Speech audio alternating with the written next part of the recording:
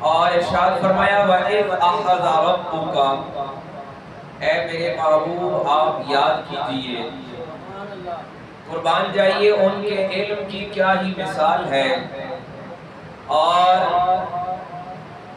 علیم و خبیر اس نبی مختار احمد مجتبی صلی اللہ علیہ وآلہ وسلم کے علم کی کیا شان ہے، جن کے لیے رب کا کلام کہتا ہے کہ اے میرے محبوب آپ یاد کیجئے۔ اور یاد کسے دلایا جاتا ہے؟ جو کسی واقعہ کا پہلے گواہ ہوتا ہے۔ اب ذہن میں لائیے کہ سرکار دو عالم صلی اللہ علیہ وآلہ وسلم سے صحابہ کرام نے پوچھا کہ اے محبوب رب العالمین، ہمارے پالنہار رب نے، ہمارے پیدا کرنے والے خالق نے سب سے پہلے اس کائنات میں کس شے کو تخلیق کیا ہے؟ قربان جائیے ان صحابہ کا بھی عقیدہ کیا ہے؟ بے مثل عقیدہ ہے، بے مثال عقیدہ ہے اور لاجواب عقیدہ ہے۔ ان کا عقیدہ یہ ہے کہ جو ہم نہیں جانتے وہ سرکار جانتے ہیں، اور جو کائنات کا کوئی فرد بشر نہیں جانتا وہ سرکار جانتے ہیں۔ سوال کرتے ہیں کہ اے ہمارے محبوب آقا، ہمیں بتائیے کہ اس کائنات میں سب سے پہلی شے کیا تخلیق ہوئی؟ اب ہماری عقل کا انسان ہوتا تو وہ کہتا ہے بھئی اس سے سوال کرنا ہی کیوں ہے، یہ تو پچھلے سال کی بات جانتے ہیں، 10 سالوں کی جانتے ہیں، 20 سالوں کی جانتے ہیں، ان کی تو زندگی 63 برس ہے، 50 سالوں کی جانتے ہوں گے۔ سوال کرنے والوں کا بھی عجیب مرحلہ ہے، ان کی بھی عجیب عشق کی انتہا ہے کہ سوال کر رہے ہیں کہ کائنات کی پہلی شے تخلیق کیا ہوئی ہے، اور سوال کر رہے ہیں جناب ختمی مرتبت خاتم الانبیاء امام الانبیاء کی بارگاہ سے۔ تو پتہ یہ چلا کہ صحابہ کا عقیدہ یہ ہے کہ کائنات کی تخلیق سے پہلے کی خبر بھی میرے اور آپ کے آقا دیتے ہیں۔ ہر خبر ان کی بارگاہ سے ملتی ہے، اور خبر ہے ہی وہی تصدیق شدہ۔ ہم آج ہر خبر پہ کان دھر لیتے ہیں، سوشل میڈیا کا دور ہے، جہاں سے جو بات آتی ہے اسی کو مان لیتے ہیں، اور بغیر تصدیق کیے مان لیتے ہیں۔ یاد رکھیے یہ بھی مومن کی صفات میں شامل ایک چیز ہے۔ آقا کریم صلی اللہ علیہ وآلہ وسلم سے پوچھا گیا کہ مومن کی پہچان کیا ہے، اور آقا کریم صلی اللہ علیہ وآلہ وسلم کا فرمان سنیے اور اپنا مزاج بنا لیجئے کہ ہر خبر مان لینے والی نہیں ہوتی ہے۔ آقا کریم فرماتے ہیں مومن کی نشانیوں میں سے، مومن کی خوبیوں میں سے، مومن کی صفات میں سے ایک خوبی یہ ہے، اور بھی کئی خوبیاں ہیں لیکن ایک خوبی یہ ہے کہ مومن بغیر تصدیق کیے بات کو آگے نہیں بڑھاتا۔ بڑی عجیب ایک روش چل نکلی ہے، کوئی کہاں سے کوئی بات لاتا ہے، گھڑ لیتا ہے، بنا لیتا ہے، اور ہم بغیر تصدیق کیے اس کو پھیلا دیتے ہیں۔ یہ مومن کی صفات میں سے نہیں ہے۔ اور دوسری بات فرمایا منافق ہونے کے لیے اتنا کافی ہے کہ وہ بغیر سوچے سمجھے تصدیق کیے ایک بات کو آگے پھیلا دیتا ہے۔ لہٰذا وہ بات چاہے کسی کی عزت کے حوالے سے ہے، کسی کی شناخت کے حوالے سے ہے، یا کسی بارے میں ہے، ایسی کسی خبر کو، کسی بات کو بغیر تصدیق کیے مت پھیلائیے۔ یہ مومن کی صفات کے خلاف ہے۔ اور کریم آقا صلی اللہ علیہ وآلہ وسلم کی بارگاہ میں سوال ہوا کہ آقا کریم ہمیں یہ بتائیے، یہ خبر دیجئے۔ اب ظاہر ہے کہ ان صحابہ نے اسی کریم آقا کی بارگاہ سے یہ سن رکھا ہے، اسی مہربان آقا کی بارگاہ سے یہ سبق حاصل کر رکھا ہے کہ یہاں کوئی خبر بغیر تصدیق کے نہیں ہے، بلکہ حقیقت میں خبر ہی وہی ہے جو کریم آقا کی زبان اقدس سے عطا ہوتی ہے۔ سوال کرتے ہیں کہ ہمیں بتائیے کہ کائنات کی تخلیق میں سب سے پہلے ہمارے پروردگار نے کس شے کو تخلیق کیا؟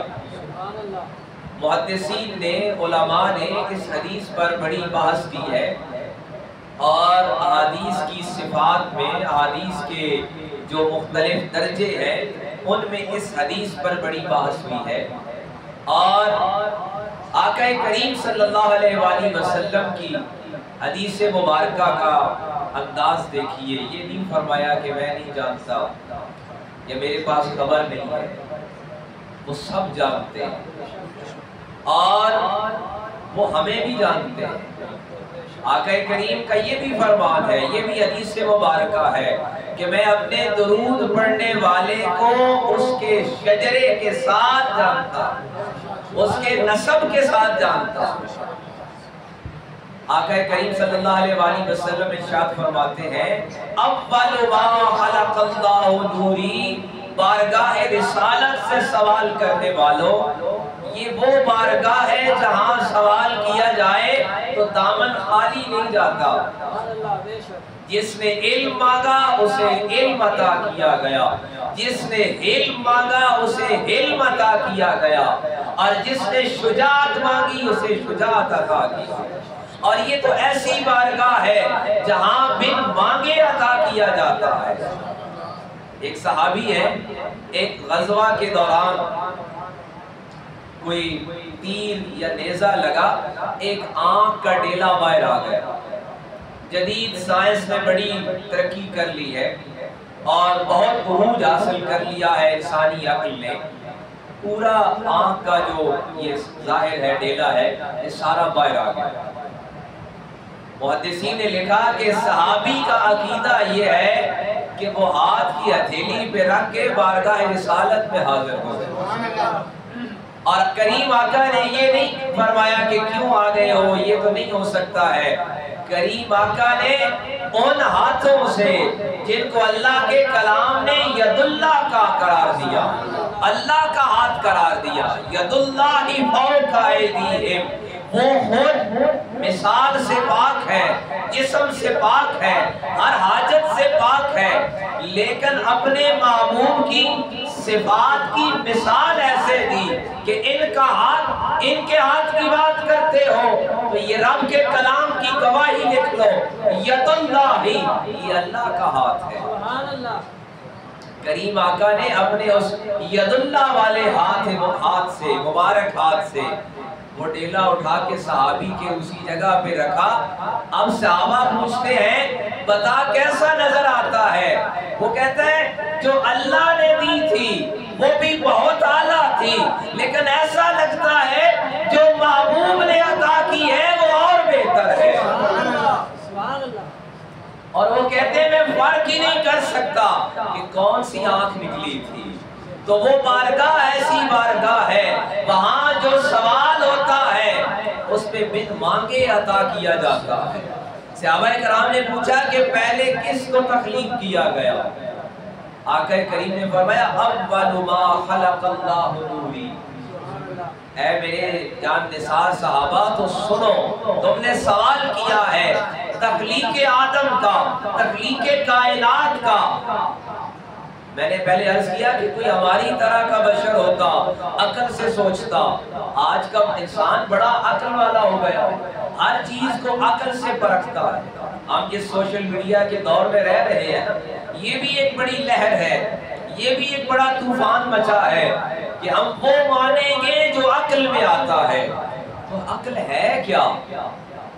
یاد رکھیے بارگاہ نبوت کے مقابلے میں اقبال نے کہا تھا کہ یہ خرد کی گتھیاں سلجھا چکا میں، میرے مولا مجھے صاحب جنو کر۔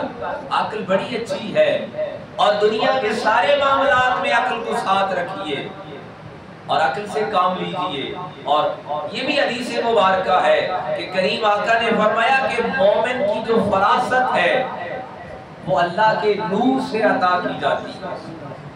مومن ذہین ہوتا ہے، عقل مند ہوتا ہے، لیکن یہ عقل وحی الہی کے مقابلے میں نہیں ہے، بارگاہ نبوت کے مقابلے پر نہیں ہے۔ اب آقا کریم فرماتے ہیں سوال کرنے والوں تخلیق کائنات کا پوچھتے ہو تو جواب یہ ہے اور خبر یہ ہے اور تصدیق شدہ خبر یہ ہے اول ما خلق اللہ نوری کہ تمہارے پروردگار نے، کائنات کے پروردگار نے سب سے پہلے میرے نور کو تخلیق کیا۔ جو آج کی آیت مبارکہ ہم پڑھ رہے ہیں، فرمایا وَإِذْ أَخَذَ رَبُّكَ مِنْ بَنِي آدَمَ، اے میرے محبوب آپ یاد کیجئے۔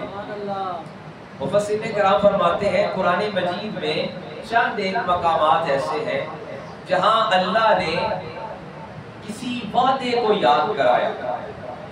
ایک جگہ فرمایا وَإِذْ أَخَذَ اللَّهُ مِيثَاقَ النَّبِيِّينَ کہ ہم نے نبیوں سے، یاد کیجئے، وہاں بھی لفظ کیا ہے؟ آپ یاد کیجئے جب ہم نے نبیوں سے عہد لیا۔ اور ایک جگہ ہے کہ ہم نے سارے انسانوں سے عہد لیا۔ اور آج کی یہ سورہ اعراف کی آیت مبارکہ 172 فرمایا وَإِذْ أَخَذَ، اے میرے محبوب آپ یاد کیجئے۔ سادہ سا مفہوم ہے کہ یاد کسے کرایا جاتا ہے؟ آپ کس کو یاد کراتے ہیں؟ جو کسی واقعہ کا جاننے والا ہو، جو کسی دن موجود ہو، اس کو سال بعد، 2 سال بعد وہاں موجود تھے یاد کرو۔ تو یاد کس کو کرایا جا رہا ہے؟ وَإِذْ أَخَذَ، اے میرے محبوب آپ یاد کیجئے۔ مفسرین کرام فرماتے ہیں یہ یاد دلانا 2 معنوں سے ہے۔ ایک معنی جو ہم سمجھ رہے ہیں کہ بھول جائے نا بندہ، اسے یاد کرائے کہ میں فلاں موقع پہ آپ کو ملا تھا، فلاں دن ملا تھا، فلاں جگہ ملا تھا، یہ یاد دلانا ہوتا ہے۔ اور ایک یاد دلانا ہوتا ہے کہ 10 لوگ سن رہے ہیں تو ان میں سے جو جاننے والا ہے، جو گواہ ہے، جو شاہد ہے، جو عینی شاہد ہے، ہاں بھئی تم بتاؤ تم وہاں موجود تھے۔ فرمایا وَإِذْ أَخَذَ رَبُّكَ، میرے محبوب آپ یاد کیجئے۔ یہ سارے نہیں جانتے، کوئی نہیں جانتا۔ جناب سیدنا صدیق اکبر کو ہم صدیق کیوں کہتے ہیں؟ کہ آپ نے کریم آقا کی خبر پہ تصدیق کی ہے۔ اور آقا کریم صلی اللہ علیہ وآلہ وسلم کے لیے رب کیا فرماتا ہے؟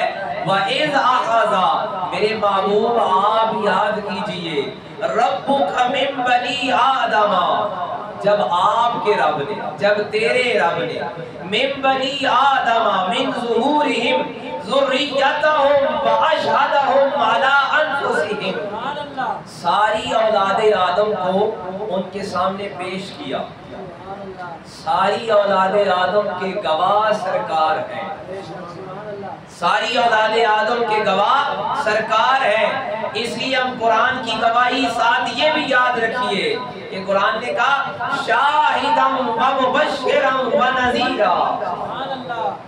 اور آقا کریم صلی اللہ علیہ وآلہ وسلم نے ارشاد فرمایا، حدیث مبارکہ ہے کہ کل قیامت کو صحابہ کرام نے پوچھا نا یا رسول اللہ یہ آپ کی گواہی کیسی ہے؟